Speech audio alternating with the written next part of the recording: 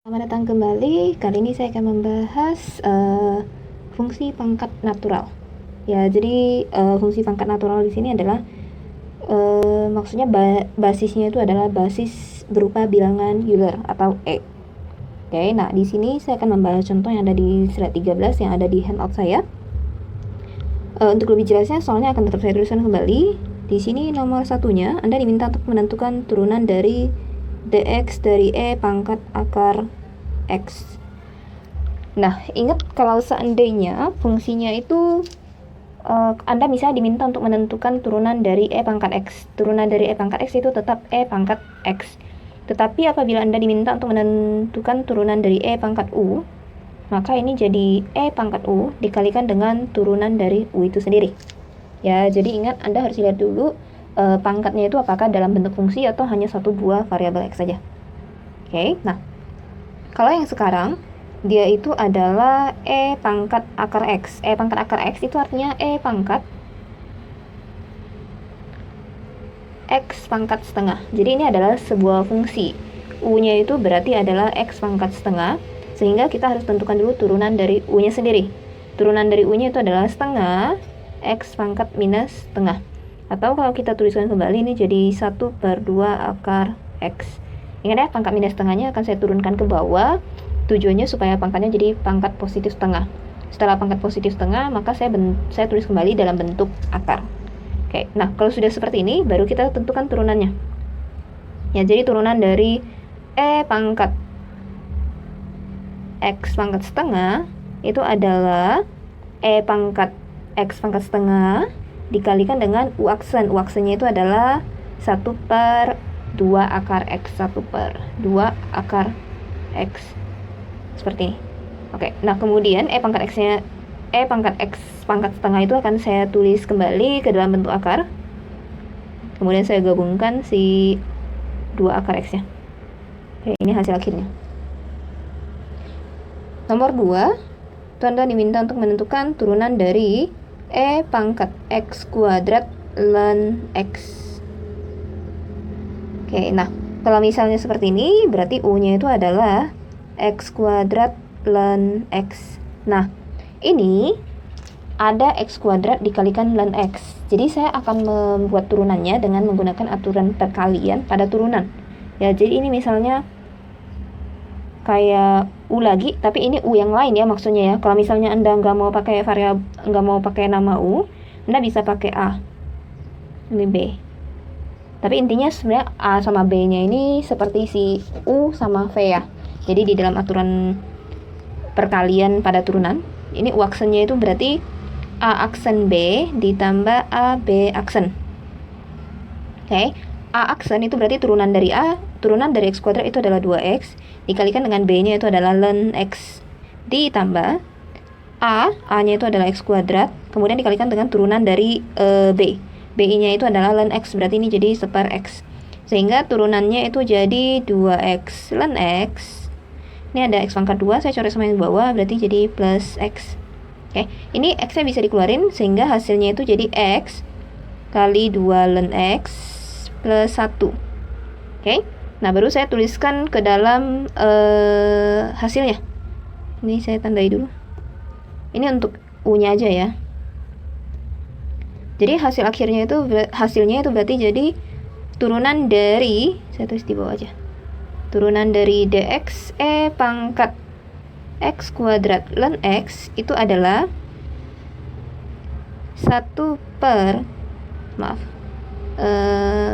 ini harusnya tetap ya, E pangkat X kuadrat ln X.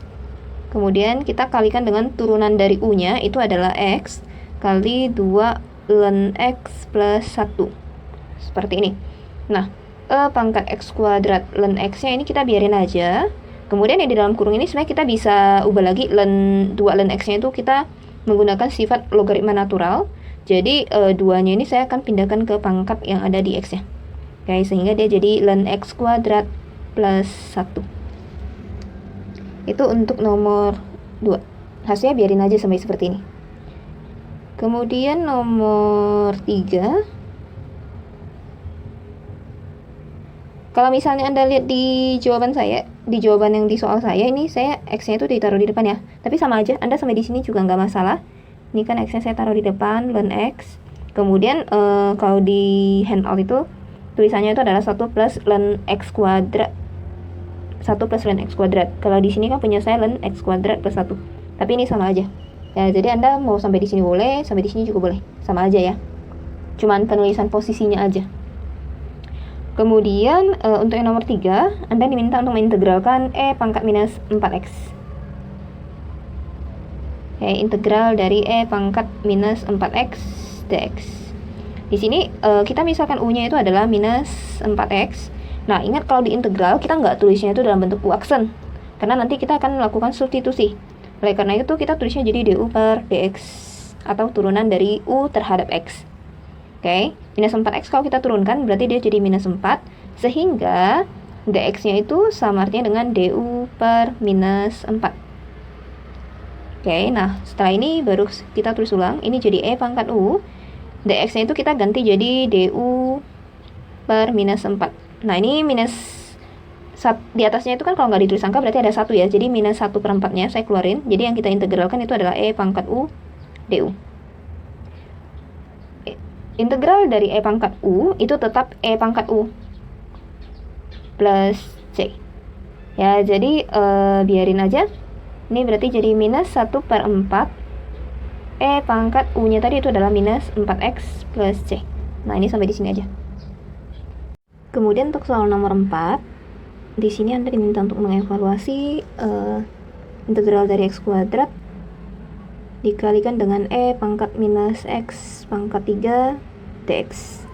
Nah, kalau misalnya Anda lihat di sini, yang akan kita misalkan U itu adalah yang minus X pangkat 3. Kenapa?